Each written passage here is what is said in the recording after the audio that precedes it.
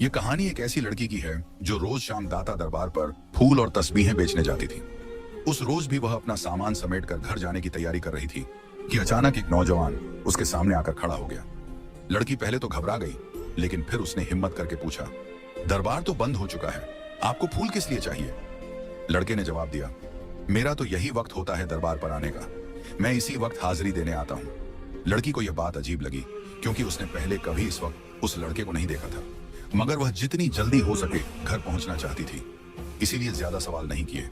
लड़के ने फूलों की कीमत देने की कोशिश की, लेकिन लड़की ने पैसे लेने से मना कर दिया और वहां से जल्दी जल्दी निकल पड़ी। रास्ते में अंधेरा घिरने लगा था और लड़की को अचानक एहसास हुआ कि जैसे कोई उसके साथ चल रहा हो। उसने इधर उधर देखा, मगर वहां कोई नहीं था। तभी एक अजीब सी गहरी आवाज आई, अपना हिजाब ठीक करो। लड़की ठिठक गई, मगर आसपास कोई नजर नहीं आया। उसने घबराकर जल्दी से हिजाब संभाला और तेजी से घर की तरफ बढ़ गई। घर पहुंचते ही उसने दरवाजा जोर से खटखटाया। अम्मा ने दरवाजा खोला और लड़की का उतरा हुआ चेहरा देखकर घबरा गई। क्या हुआ, इतनी घबराई हुई क्यों हो? मगर लड़की ने कुछ नहीं बताया। उसे पता था कि अगर उसने सच्चाई बताई तो अम्मा उसे फिर से काम पर नहीं जाने देंगी। उसने बस इतना कहा, अम्मा, तुम ही कहती हो कि मगरिब के बाद घर लौट आना चाहिए। उस रात लड़की को एक अजीब सपना आया। एक धुंधला सा चेहरा, गुस्से से भरी आंखें और वही आवाज, आज के बाद तुम्हारे सर से हिजाब ना उतरे। डर के मारे उसकी नींद खुल गई और तभी अजान की आवाज आई। लड़की ने राहत की सांस ली और वजू करने चली गई। नमाज के दौरान उसे एक मीठी सी खुशबू महसूस हुई। जब उसने अम्मा से पूछा तो उन्होंने कहा, मुझे तो कोई खुशबू नहीं आ रही। सुबह जब लड़की दरबार पर पहुंची तो वहां का माहौल कुछ अजीब था। आमतौर पर वहां भीड़ लगी रहती थी, मगर आज वीरानी थी। फिर अचानक भीड़ उमड़ पड़ी और लड़की की दुकान पर इतने ग्राहक आ गए कि उसका सारा सामान चंद मिनटों में बिक गया। मगर फिर वही नौजवान उसके सामने खड़ा था। कुछ फूल मिल सकते हैं? लड़की ने कहा, आज तो सारा सामान बिक चुका है। लड़का हल्की मुस्कान के साथ बोला, एक बार देख तो लीजिए, शायद मेरे लिए कुछ बचा हो। लड़की ने अचरज से खाली जगह की तरफ देखा जहां उसका सारा सामान बिक चुका था, मगर जब उसने फिर देखा तो पूरा सामान ज्यों का त्यों रखा था। उसके रोंगटे खड़े हो गए। ये कैसे मुमकिन था? लड़का मुस्कुराया और कहा, अब तो फूल दे देंगी ना? लड़की ने चुपचाप फूल निकालकर उसे दी। जाते जाते लड़के ने एक बात और कही, हर बात पर परेशान मत हो जाया करो, और तुम्हारी अम्मा जहां शादी करने का कह रही हैं वहीं कर लो, तुम्हारे लिए बेहतर होगा। लड़की सन्न खड़ी उसे जाते हुए देखती रही। यह शख्स आखिर कौन था? वह इतना कहकर वहां से चला गया, लेकिन वह लड़की सुन अपनी जगह पर खड़ी रह गई। उसके जहन में बस यही सवाल घूम रहा था कि आखिर उसे यह कैसे मालूम हुआ कि आज उसके रिश्ते वाले आ रहे हैं। उसने अपने जहन से इस बात को झटकते हुए अपना सामान उठाया और घर की तरफ बढ़ने लगी। रास्ते भर उसके कानों में एक ही आवाज गूंजती रही, जाफरान जिन, जाफरान जिन, जब जब यह नाम पुकारोगी तुम्हारी मदद हो जाया करेगी। एक अजीब सा खौफ उसके वजूद पर तारी था। वह समझ नहीं पा रही थी कि यह सब क्या माजरा है। आखिर यह जाफरान जिन कौन है? उसे इस पर तजस्सुस भी हो रहा था, मगर डर उसके जहन पर हावी था। वह जल्दी से घर पहुंची। घर पहुंचते ही देखा कि मेहमान आए हुए थे। अम्मा ने उसे आवाज दी, मेहमान आ चुके हैं, जल्दी से कपड़े बदल कर आ जाओ। मेहमानों की खबर सुनते ही वह सब कुछ भूल गई। वह कमरे में गई और जल्दी से कपड़े बदलने लगी। जब वह मेहमानों के सामने आई तो नजरें झुकी हुई थी। तभी एक औरत की आवाज आई, यह तो बहुत खूबसूरत है। उसके चेहरे पर हल्की मुस्कान आ गई। वह औरत फिर बोली, जाफरान, मैं फातिमा कैसी लगी? जाफरान, ये नाम सुनते ही फातिमा के दिमाग में जैसे बिजली कड़की। उसने झटके से नजरें उठाई और सामने देखा तो हैरत से उसकी आंखें फटी की फटी रह गईं। वही लड़का जो हर रोज मगरिब के वक्त दुकान पर सामान लेने आता था, उसके सामने बैठा था। वह स्तब्ध रह गई। उसकी जुबान से अचानक निकल पड़ा, अम्मा, ये तो वही लड़का है। अम्मा और मेहमान हैरत से उसकी ओर देखने लगे। अम्मा ने हैरानी से पूछा, कौन लड़का फातिमा? फातिमा कुछ कह नहीं पाई। उसकी धड़कनें तेज हो गई थीं। वह अपने मन को समझाने की कोशिश कर रही थी कि यह वही शख्स कैसे हो सकता है। यह वही था जिसने कल रात उसे कहा था, हर बात पर परेशान मत हुआ करो, और जहां अम्मा कह रही हैं वहां शादी कर लो। जाफरान हल्के से मुस्कुराया और बोला, फातिमा, अब तो तुम मुझे पहचान ही गई हो। उसकी इस बात पर फातिमा का खून जैसे जम गया। उसने किसी तरह खुद को संभाला और बोलने की कोशिश की, तुम कौन हो? जाफरान ने उसकी आंखों में गहराई से देखा और कहा, मैं वो हूं जो तुम्हारी हर पुकार पर तुम्हारे साथ होगा। जैसा कि मैंने कहा था, जब भी तुम जाफरान जिन पुकारोगी तुम्हारी मदद हो जाया करेगी। फातिमा की सांसें तेज हो गईं। उसके हाथ पैर ठंडे पड़ गए। उसे अब समझ आ रहा था कि पिछले कुछ दिनों से उसके साथ जो भी हो रहा था वह कोई आम बात नहीं थी। वह सोचने लगी, क्या यह इंसान है भी या नहीं? अम्मा और बाकी घर वाले कुछ समझ नहीं पा रहे थे। उन्होंने इसे एक आम रिश्ता समझा था, लेकिन फातिमा की हालत देखकर अम्मा ने धीरे से पूछा, बेटी क्या हुआ, तुम इतनी घबराई हुई क्यों हो? फातिमा ने जवाब देने के लिए मुंह खोला, मगर शब्द गले में अटक गए। उसकी आंखें जाफरान पर टिकी हुई थीं, जो अब भी उसी रहस्यमयी मुस्कान के साथ उसे देख रहा था। उस लड़के की मां तुरंत बोली, बेटा तुम किसी और की बात तो नहीं कर रही? क्या तुम्हें कोई और पसंद है? उसने घबराकर झट से सिर हिला दिया। ना नहीं, ऐसी कोई बात नहीं। उस औरत ने मुस्कुराकर कहा, तो ठीक है, हम आज ही शादी की तारीख पक्की कर देते हैं। हमें जल्द से जल्द शादी करनी है। हमारा एक ही बेटा है और हमें उसकी शादी का बहुत अरमान है। अम्मा भी मुस्कुरा दी। मेरी भी बेटी सबसे बड़ी है, मैं भी उसकी शादी के लिए बहुत सोच रही थी। लेकिन उस लड़की के दिमाग में अब भी वही आवाजें गूंज रही थीं। जाफरान जिन। उसका दिल कह रहा था कि यह कोई मामूली बात नहीं, लेकिन आखिर यह माजरा क्या था, वह समझ नहीं पा रही थी और अजीब सी कशमकश में थी। उसे ख्याल आया कि क्यों ना वह अपने रब से मदद मांगे, लेकिन इस वक्त घर में सब जाग रहे थे। उसने फैसला किया कि तहज्जुद के वक्त दुआ करेगी। सुबह जब उसकी आंख खुली तो वह उसी कमरे में चली गई जहां कोई आता जाता नहीं था। अम्मा ने वहां घर का गैर जरूरी सामान रखा हुआ था। उसने चीजें हटाकर थोड़ी सी जगह बनाई ताकि वहां नमाज पढ़ सके। तहज्जुद की नमाज अदा करते वक्त उसे ऐसा महसूस हुआ कि उसके साथ कोई और भी इबादत कर रहा है। जब वह कुरानी आयतें पढ़ रही थी तो कोई और भी उसके साथ साथ उन्हें दोहरा रहा था। वह खौफजदा थी, लेकिन उसने नमाज नहीं तोड़ी। उसके दिल को इतना तो यकीन था कि जो भी यह वजूद है नेक रूह है, वरना वह उसके साथ इबादत ना कर रहा होता। उसने जल्दी से नमाज पूरी की और दुआ के लिए हाथ उठाए। तभी उसे एक धीमी सरगोशी सुनाई दी, अपनी दुआ लंबी कर लो और अपने लिए बेहतरी मांगो, तुम्हें वही मिलेगा जो तुम चाहोगी। उसे उस आवाज से अजीब सा सुकून मिल रहा था। उसके दिल को चैन आ रहा था। ऐसा लग रहा था कि वह हमेशा इसी आवाज को सुनती रहे। उसने अपनी दुआ लंबी कर ली, अपने नसीब की बेहतरी मांगी, हर वो चीज मांगी जिसकी वह ख्वाहिश कर सकती थी। उसे यकीन हो रहा था कि उसकी हर दुआ कबूल हो जाएगी। फिर उसने दुआ में यह भी मांगा, अगर जाफरान मेरे हक में बेहतर है तो मुझे मिल जाए। लेकिन बार बार जाफरान जिन की आवाजें उसके कानों में गूंज रही थीं। वह सोच ही रही थी कि आखिर यह सब क्या है। तभी उसने अपना चेहरा हाथ से पोंछा और जैसे ही पीछे मुड़ी उसके होश उड़ गए। उसके ठीक पीछे जाफरान खड़ा था। उसके मुंह से एक चीख निकल गई, तो तुम इस वक्त यहां? जाफरान मुस्कुराया, मैं अंधेरे में ही आता हूं, मुझे अंधेरा बहुत पसंद है। और तुम इतनी हैरान क्यों हो रही हो? तुम्हें तो अब हमेशा के लिए मेरे पास आना है। मेरा पूरा घर अंधेरे में डूबा रहता है, तुम वहां कैसे रहोगी? उसकी बातें अजीब और रहस्यमयी थी। वह लड़की कुछ समझ नहीं पा रही थी। उसने कांपते हुए कहा, तुमसे मुझे खौफ महसूस हो रहा है। तुम यहाँ आए कैसे? दरवाजा तो बाहर से बंद था। जाफरान हल्का सा हंसा, जिन्हों को दरवाजे खोलने की जरूरत नहीं होती। वह लड़की सन्न रह गई। उसने ना में सिर हिलाया, नहीं, ये मुमकिन नहीं। क्या मतलब है तुम्हारी बात का? तुम एक जिन हो? नहीं, मैं एक जिन से शादी नहीं कर सकती। जाफरान ने गहरी नजरों से उसे देखा। अभी तो तुम्हें सुकून महसूस हो रहा था, अब मैंने सच बता दिया तो तुम डरने लगी। मुझसे खौफ मत खाओ, मैं तुम्हें कोई नुकसान पहुंचाने नहीं आया, बल्कि तुम तो मुझे बहुत पसंद हो। तुम्हारा यह हिजाब जो हर वक्त तुम्हारे सर पर रहता है, मुझे उससे इश्क है। उस लड़की के रोंगटे खड़े हो गए। हमारा रिश्ता आसमान पर तय हो चुका है, तुम्हें मुझसे शादी करनी ही होगी। वह घबरा कर तेजी से कमरे से बाहर भागी। उसके होश उड़े हुए थे। भागते हुए वह अम्मा से टकरा गई। अम्मा घबरा गई। क्या हुआ, कहां भाग रही हो? वह कांपती हुई बोली, अम्मा कमरे में जाफरान वहां है। अम्मा ने हैरानी से कहा, तुम्हारा दिमाग तो ठीक है, जाफरान वहां कैसे आ सकता है? तुम कैसी बहकी बहकी बातें कर रही हो? उसने कांपते हुए कहा, अम्मा वह इंसान नहीं है, वह जिन है, उसने खुद बताया। इतना सुनते ही अम्मा के चेहरे का रंग बदल गया। उन्होंने गुस्से में उसे एक थप्पड़ रसीद कर दिया और कहा, तुम्हारा दिमाग खराब हो गया है, क्या बकवास कर रही हो? तुम होश में भी हो?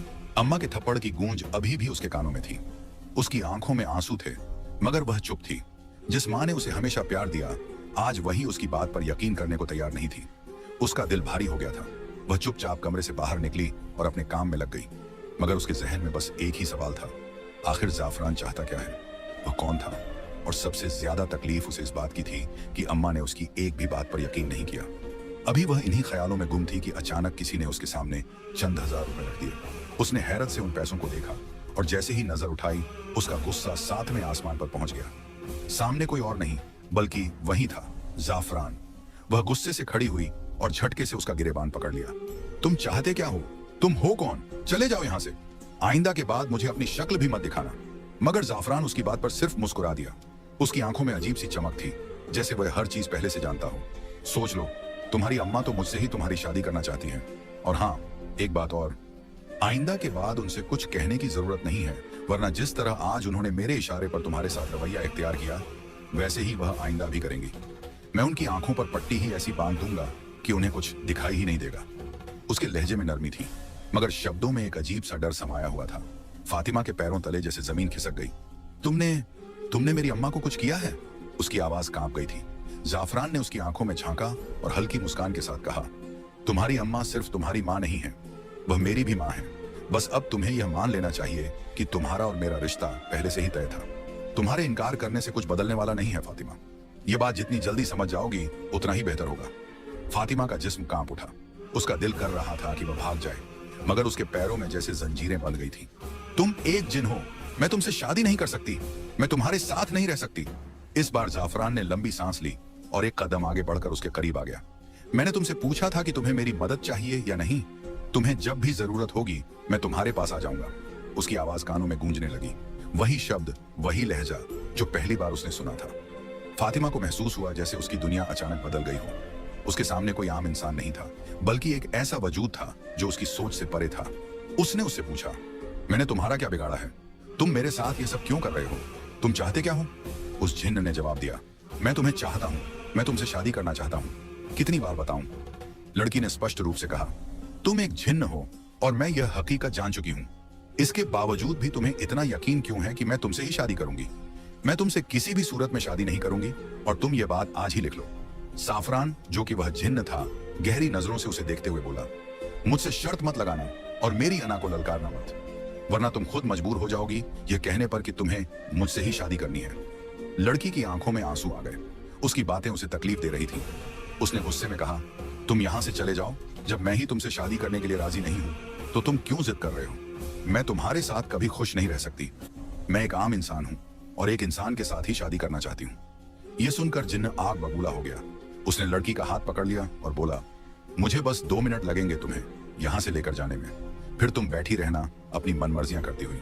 मैं तुम्हें नहीं रोकूंगा, लेकिन तुम मेरी दुनिया में चली जाओगी, मेरी बस्ती में, जहां पर मेरा राज चलता है। वहां तुम मेरे हाथों की कठपुतली बनकर रह जाओगी। लड़की डर से कांप गई। उसने गिड़गिड़ाते हुए कहा, नहीं, तुम मुझे कुछ मत करना, मैं जैसा कहोगे वैसा ही करूंगी। जिन्न उसकी बात पर मुस्कुराने लगा और बोला, तुम्हें मुझसे डरने की जरूरत नहीं है। तुम तो बेवकूफ हो। एक तुम ही तो हो जो मेरे दिल पर राज करती हो। तुम चाहो तो मुझसे कुछ भी करवा सकती हो, मगर प्यार और मोहब्बत से। लेकिन अगर जिद करोगी तो याद रखना, मैं तुमसे ज्यादा जिद्दी हूं। लड़की ने सिर हिलाया और कहा, ठीक है, मैं आज के बाद तुमसे जिद नहीं करूंगी, मगर तुम मुझे कहीं मत लेकर जाना। मैं अपनी माँ के पास रहना चाहती हूँ, उनकी सेवा करना चाहती हूँ। मेरे सिर से मेरे पिता का साया उठ चुका है, मेरी माँ अकेली है। खुदा के लिए तुम ऐसा मत करो। जिन्न कुछ पल चुप रहा, फिर बोला, ठीक है, लेकिन शादी तो तुम्हें करनी ही पड़ेगी और तुम शादी मेरे साथ ही करोगी। अगर तुमने किसी और के बारे में सोचा या अपनी माँ से किसी और का जिक्र किया तो फिर मैं तुम्हारी एक भी नहीं सुनूंगा। इतना कहकर वह अचानक धुएं की तरह गायब हो गया। लड़की वहीं खड़ी थरथरा रही थी। वह सोच रही थी कि अब वह क्या करे, किससे मदद मांगे। क्या मलंगनी ठीक कह रही थी? क्या उसे वाकई दाता दरबार पर चादर चढ़ानी चाहिए? लेकिन उसकी मदद करने वाला तो सिर्फ अल्लाह था। उसने तय किया कि वह अपने रब के अलावा किसी और से मदद नहीं मांगेगी। यही सोचकर उसने अपना सामान बांधा और घर की ओर चल पड़ी। मगर न जाने क्यों घर जाने का मन नहीं कर रहा था। रास्ते में एक सुंदर बाग था जिसे वह हमेशा दूर से ही देखती थी, मगर आज उसे वहां जाने की इच्छा हुई। वह बाग में दाखिल हुई। वहां के फूल बेहद खूबसूरत थे, जैसे इस दुनिया से बाहर के हों। उसने सोचा कि इससे पहले कभी उसकी नजर इन फूलों पर क्यों नहीं पड़ी थी। वहां कोई माली भी नहीं था, फिर ये फूल यहाँ आए कहां से? हल्की हल्की हवा चल रही थी, ठंड बढ़ रही थी और धुंध भी पड़ने लगी थी। उसने सोचा कि कुछ देर यहाँ सुकून से बैठा जाए। उसे महसूस हुआ कि इस जगह जैसा सुकून उसने कहीं नहीं पाया। तभी वहां एक बुजुर्ग आए और आराम से बैठ गए। उनका चेहरा इस कदर रोशन था कि लड़की की आंखें उनकी ओर देखते ही चमक उठी। वह हैरान थी कि किसी आम इंसान के चेहरे पर इतना नूर कैसे हो सकता है। वक्त तेजी से गुजर रहा था और उसे पता भी नहीं चला कि शाम कब हो गई। अचानक उन बुजुर्ग ने उसकी ओर देखा और मुस्कुराते हुए बोले, बेटी, तुम कौन हो? तुम तो बहुत खूबसूरत हो। ऐसा लगता है जैसे परिस्तान की शहजादी हो, किसी दूसरी दुनिया से आई हो। लड़की मुस्कुरा पड़ी और बोली, मैं भी यही सोच रही थी कि शायद आप भी किसी दूसरी दुनिया से हैं। बुजुर्ग हंसते हुए बोले, तुमने बिल्कुल सही पहचाना। तुम में वह ताकतें मौजूद हैं जो दूसरी दुनिया से आए लोगों को पहचान सकती हैं। मैं भी रब की ही मखलूक हूँ और मैं यहाँ अपने बेटे की माफी मांगने आया हूँ। लड़की चौंक गई। बुजुर्ग आगे बोले, मैं शाह जिन्नात हूँ, अपनी बस्ती का राजा। जब मैं अपनी बस्ती के लोगों को तकलीफ में नहीं देख सकता तो तुम तो फिर इंसानों की बस्ती से हो और मेरे बेटे की पसंद भी हो। मैं जानता हूँ कि उसने तुम्हें बहुत तंग किया है, लेकिन उसने यह सब अनजाने में किया। मैंने उसकी बहुत डांट लगाई है, मगर अब मैं तुमसे भी माफी मांगने आया हूँ। मेरे बेटे को माफ कर दो बेटी। बुजुर्ग ने गहरी सांस ली और बोले, अगर तुम उसे माफ नहीं करोगी तो मुझे मजबूरन उसे अपनी बस्ती से निकालना होगा। हमारे यहाँ ऐसा कोई भी नहीं रह सकता जो इंसानों को डराए। हम तो प्यार और मोहब्बत बांटने वाले हैं। अगर हमारी बस्ती में कोई ऐसा करता है तो उसे बहुत सख्त सजा मिलती है। बताओ बेटी, क्या तुम उसे माफ कर दोगी? इसे यूं समझो कि तुम्हारा बाप तुमसे कुछ मांग रहा है। बुजुर्ग की बातें सुनकर लड़की की आंखों में आंसू आ गए। शाह जिन्नात आगे बोले, अगर तुम शादी के लिए हाँ कर दोगी तो हमारी बस्ती का बड़ा मसला हल हो जाएगा। हमारी बस्ती में एक नेक इंसान की जरूरत है, क्योंकि हमारी बस्ती पर एक बद्दुआ है और सिर्फ एक इंसान ही हमें इससे निकाल सकता है। बुजुर्ग ने उससे कहा, अगर एक इंसान की शादी किसी जिन्नजादे से हो जाए तभी हमारी बस्ती बद्दुआ से पाक हो सकती है। बताओ बेटी, क्या तुम मेरे बेटे से शादी करोगी? क्या तुम हमें इस बद्दुआ से निकालोगी? लड़की यह सुनकर सन्न रह गई। उसे समझ नहीं आ रहा था कि वह इतनी बड़ी जिम्मेदारी कैसे उठा पाएगी। वह बोली, मैं इस काबिल नहीं हूं और न ही इतनी बड़ी जिम्मेदारी उठा सकती हूँ। मैं यह सब कैसे करूंगी? बुजुर्ग ने गहरी सांस ली और कहा, खुदा ने तुम में वह ताकतें रखी हैं जिससे तुम इस जिम्मेदारी को उठा सकती हो और हमें इस मुश्किल से निकाल सकती हो। क्या तुम नहीं चाहोगी कि जब तुम दुनिया में आई हो तो किसी की मदद करके जाओ? ये तुम्हारी भी नेकी होगी और हमारी भी मदद हो जाएगी। हमें तुम्हारी जरूरत है और मैं जानता हूँ कि तुम हमारी जरूरत को पूरा करोगी। बोलो बेटी, करोगी ना? बुजुर्ग की इल्तिजा ने लड़की के दिल पर असर किया। वह खुद हैरान थी कि उसे उस पर क्यों तरस आने लगा। बिना सोचे समझे उसके मुंह से निकल गया, हाँ, मैं तुम्हारी मदद करने के लिए तैयार हूँ। जैसे ही उसने ये शब्द कहे, उसे महसूस हुआ कि वह किसी ट्रांस जैसी स्थिति में थी। उसे यकीन ही नहीं हो रहा था कि उसने यह फैसला कैसे कर लिया। ऐसा लग रहा था जैसे किसी ने उससे यह अल्फाज कहलवा दिए हों। तभी अचानक उसकी आंखें बंद हो गईं और जब उसने फिर से आंखें खोली तो वह बुजुर्ग वहां से गायब हो चुके थे। उसने इधर उधर देखा, लेकिन अब वह खूबसूरत बाग जहां वह बैठी थी अचानक गायब हो गया था। वह जगह अब सुनसान लगने लगी थी। तभी एक औरत पास आई और कहने लगी, लड़की, तुम कौन हो? इतनी खूबसूरत होकर कचरे के ढेर में क्यों बैठी हुई हो? लड़की ने हैरानी से उसकी तरफ देखा। उसे यकीन नहीं हुआ कि वह क्या कह रही थी। कचरे का ढेर? लड़की ने खुद से सवाल किया। यह तो अभी तक एक सुंदर बागीचा था, मगर जब उसने दोबारा इधर उधर देखा तो उसकी आंखें फटी की फटी रह गईं। वहां वाकई कचरे का ढेर था। अब उसे उस बदबू का एहसास होने लगा था जिससे पहले वह अनजान थी। वह घबरा कर वहां से उठी और जल्दी जल्दी अपने कपड़े झाड़ने लगी। उसे खुद से घिन महसूस होने लगी कि वह इस गंदगी में क्यों बैठ गई थी। वह भागते हुए घर पहुंची और बिना कुछ बोले सीधे वॉशरूम में चली गई। उसकी माँ परेशान होकर पीछे पीछे आई और दरवाजे के बाहर खड़ी होकर पूछने लगी, फातिमा, क्या हुआ? तुम्हारी तबीयत तो ठीक है? आज से पहले तो तुमने कभी ऐसा रवैया नहीं रखा। आते ही वॉशरूम में क्यों घुस गई हो? सब ठीक तो है ना? लड़की वॉशरूम के अंदर रो रही थी। उसने ऊंची आवाज में कहा, कुछ ठीक नहीं है अम्मा। मुझे लग रहा है कि मैं पागल हो जाऊंगी। मुझे समझ नहीं आ रहा कि मेरे साथ ये सब क्या हो रहा है। ऐसा लगता है जैसे मैं कोई डरावना ख्वाब देख रही हूँ। अम्मा घबरा गई। उन्होंने कहा, बाहर आओ फातिमा, पूरी बात बताओ। लड़की बाहर आई और रोते रोते अम्मा को सारी दास्तान सुना दी। अम्मा सर पकड़कर बैठ गई और कांपती आवाज में बोली, ये क्या हो रहा है हमारे साथ? लड़की ने कहा, अम्मा, मैं खुद नहीं जानती। मैं तो बहुत परेशान हूँ। मुझे लगता है कि हमें किसी पीर बाबा के पास जाना चाहिए। अम्मा ने हामी भरी और बोली, चलो हम दादा दरबार पर चलते हैं। वहां किसी मलंग से पूछ लेंगे कि आखिर तुम्हारे साथ क्या माजरा है। मगर लड़की ने जल्दी से मना कर दिया, नहीं अम्मा, मुझे वहां नहीं जाना। न जाने क्यों, वो लोग मुझे ठीक नहीं लगते। अम्मा हैरानी से बोली, तुम्हारा दिमाग तो ठीक है, वो सब रब के नेक और इबादत गुजार बंदे थे। लड़की ने फिर कहा, अम्मा, जो भी हो, मैं वहां नहीं जाऊंगी। मैं अपने रब से मदद मांगना चाहती हूँ। जब वही अता करने वाला है तो फिर मुझे किसी और के पास क्यों जाना? अम्मा ने गहरी सांस ली और पूछा, तो फिर तुम क्या चाहती हो? लड़की ने जवाब दिया, अम्मा, हम किसी मौलवी साहब के पास चलते हैं। उनसे कोई वजीफा पूछ लेते हैं या कोई कुरानी आयत जिससे मेरी मदद हो सके। अम्मा ने उसकी बात मान ली और कहा, ठीक है, हम पास की मस्जिद के मौलवी साहब के पास चलते हैं। अगली सुबह लड़की और उसकी अम्मा पास की मस्जिद के मौलवी साहब के पास जाने के लिए निकल पड़ी। उन्हें उम्मीद थी कि शायद अब इस परेशानी का कोई हल मिल जाएगा, लेकिन क्या वाकई उनकी परेशानी खत्म होने वाली थी? जब उसने अपने हालात इमाम साहब को बताए तो वे भी गहरी सोच में पड़ गए। उन्होंने कुछ देर तक चुप रहकर सोचा, फिर बोले, तुम लोग जुमेरात की रात मेरे पास आओ, मैं देखता हूं कि इस मामले में क्या किया जा सकता है। फातिमा ने घर आकर अपनी अम्मा से कहा कि वह कुछ दिन तक काम पर नहीं जाएगी। अम्मा ने हामी भर ली और कहा, कोई बात नहीं, हो सकता है कि ज्यादा काम की वजह से तेरा दिमाग थक गया हो, इसीलिए तुझे यह सब महसूस हो रहा हो। फातिमा ने भी यही सोचा कि शायद यही वजह होगी, इसलिए वह अगले कुछ दिन घर पर ही रही। न वह कहीं गई और न ही अम्मा ने उसे जाने दिया। आखिरकार जुमेरात की रात आ गई। फातिमा अपनी अम्मा के साथ फिर से इमाम साहब के पास गई। उन्होंने बैठने का इशारा किया और कहा, मुझे तुमसे कुछ जरूरी बातें करनी है। फिर वे गंभीर स्वर में बोले, क्या तुम कभी किसी दरबार वगैरह गई हो? फातिमा ने हाँ में सिर हिलाया और कहा, हाँ, मैं दाता दरबार के बाहर तस्बीह और फूल बेचती हूँ। इमाम साहब गहरी सांस लेकर बोले, यही वजह है, वहां से एक जिन्न तुम पर आशिक हो गया है। तुम्हारी खूबसूरती पर वह फिदा हो चुका है और इसीलिए वह हर जगह तुम्हारे आसपास रहता है। उसने तुम पर हावी होने की कोशिश की है। क्या तुमने कभी ऐसा महसूस किया कि तुम्हारे कंधे भारी हो रहे हो, सिर दर्द कर रहा हो या सांस लेने में दिक्कत हो रही हो? फातिमा चौंक गई और झट से सिर हिलाकर कहा, हाँ, अक्सर ऐसा होता है, खास तौर पर जब मैं दरबार से वापस आती हूँ। इमाम साहब ने सिर झुकाया और कहा, तब तो यकीनन वह तुम्हारे साथ ही आता है, लेकिन घबराने की जरूरत नहीं है। मैं तुम्हें एक अमल बताता हूँ जिसे तुम्हें 7 दिन तक करना होगा। फातिमा ने बिना किसी झिझक के हामी भर ली। इमाम साहब ने उसे सूरज जिन का वजीफा बताया जो सुबह तहज्जुद के वक्त करना था।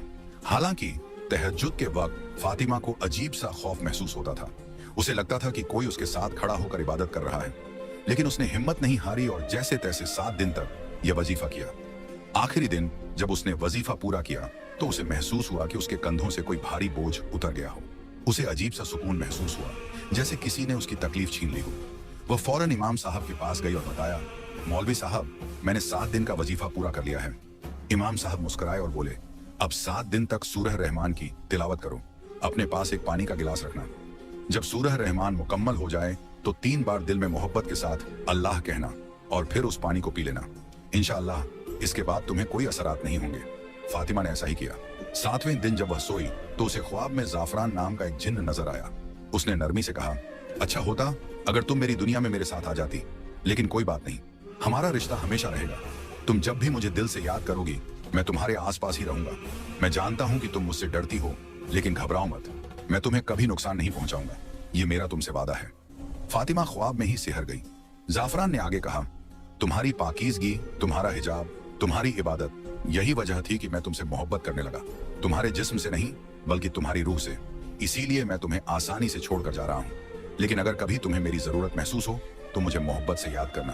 फिर वह धीमे स्वर में बोला, स्टोर रूम में खिड़की के पास एक खूबसूरत माला रखी है। अगर तुम चाहती हो कि मैं तुम्हारे पास आया करूं तो उस माला को अपने गले में डाल लेना और जब भी मुझे याद करना हो उसे हाथ में पकड़ लेना। मैं तुम्हारे पास चला आऊंगा। फातिमा घबरा कर उठ गई। उसने तुरंत अम्मा को जगाया और सारी बात बताई।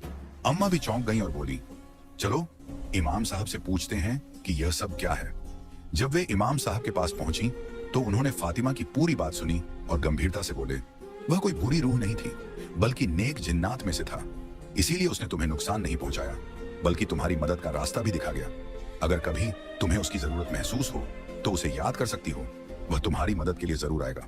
फिर उन्होंने एक और बात कही, अगर तुम चाहती हो कि तुम्हारा और उसका रिश्ता नेक राह पर बना रहे तो हर जुमेरात को उसी स्टोर रूम में बैठकर सूरज जिन की तिलावत कर लिया करो। इससे न सिर्फ तुम्हारी मदद होगी बल्कि उसकी भी। फातिमा अब समझ चुकी थी कि उसकी जिंदगी में जो कुछ भी हुआ वह कोई बुरा ख्वाब नहीं था बल्कि एक सच्चाई थी, और अब उसे अपनी इबादत और अल्लाह की रहमत पर पूरा यकीन था।